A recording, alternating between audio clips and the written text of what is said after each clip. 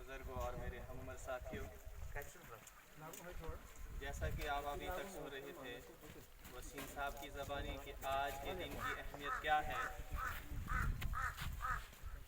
आपने सुना कि आज 25 जनवरी 2021 है और 25 जनवरी जो है वोटर्स डे के तौर पर मनाया जाता है।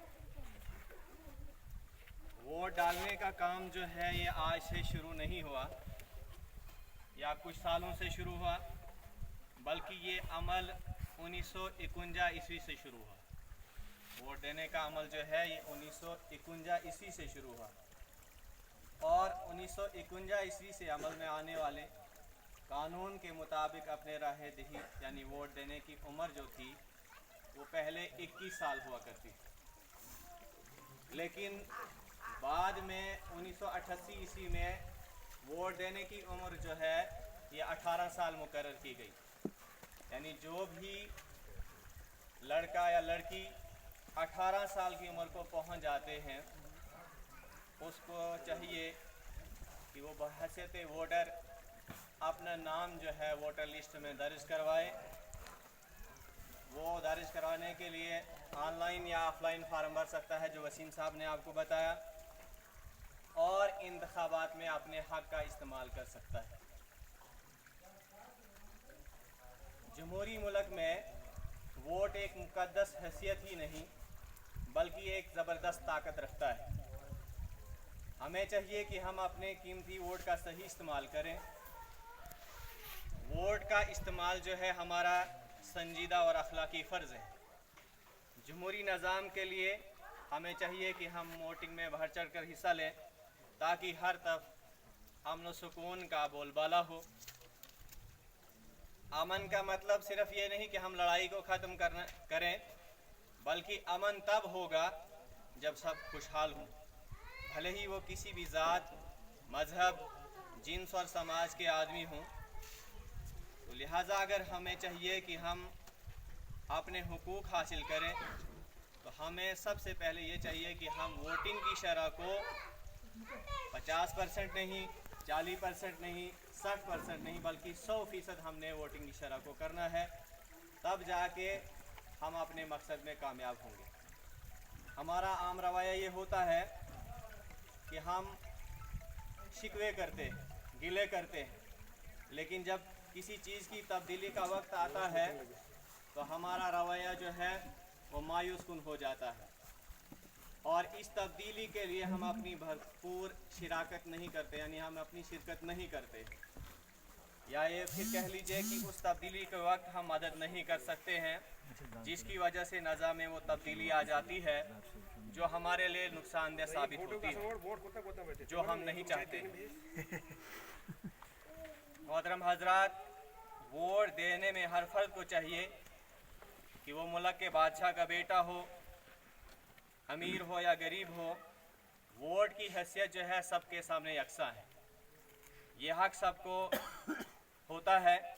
ये एक ऐसी ताकत है कि अगर हम ये तय कर लें कि हमें सही फ़र्द को वोट देना है तो ये 100% मुमकिन है।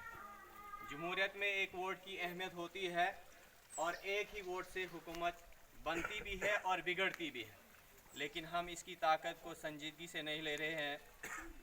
इंतखाबात कोई भी हो, हमें चाहिए कि हम उसमें संजीदगी से हिस्सा लें, क्योंकि इसी ताकत पर कौम तरक्की के मनाजिल तय करती है। असल में वोट की शरई तौर पर 3 हैसियतें।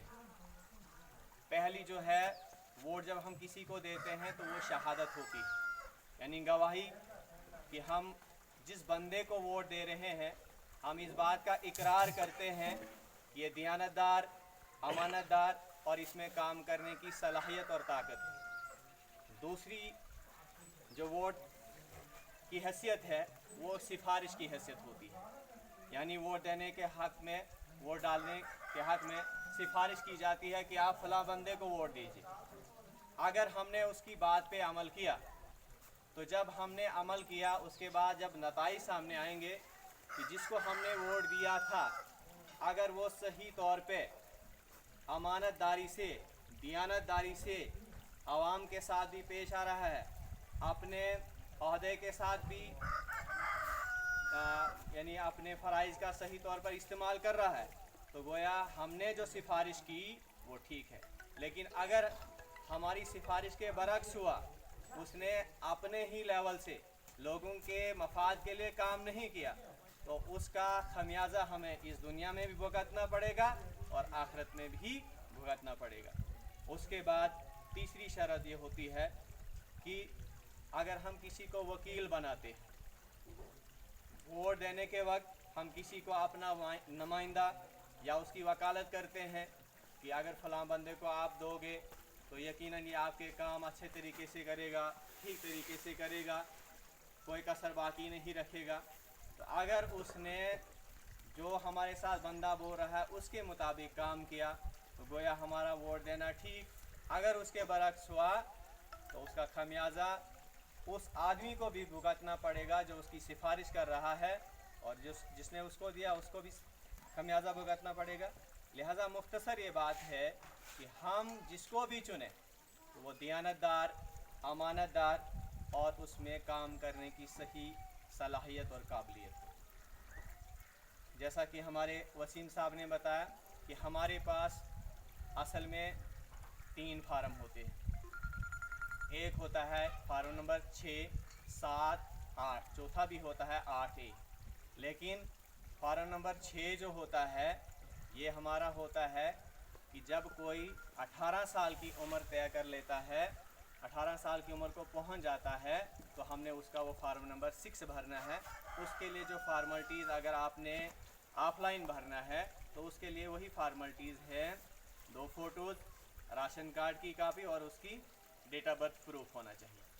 तो अगर ऑनलाइन तो ऑनलाइन आपको खुद वहाँ पे जो कुछ मांगेगा वो आपने भरना है। अगर राशन कार्ड ना हो तो स्टेट सब्जेक्ट का होना जरूरी है।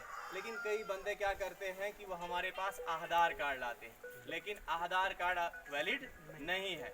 सबसे असली प्रूफ जो है वो है आपका, आपने अगर स्कूल में पढ़ा होगा वो आपकी या तो चौकीदार वगैरह से जो डेट ऑफ बर्थ प्रूफ लाते हैं वही है।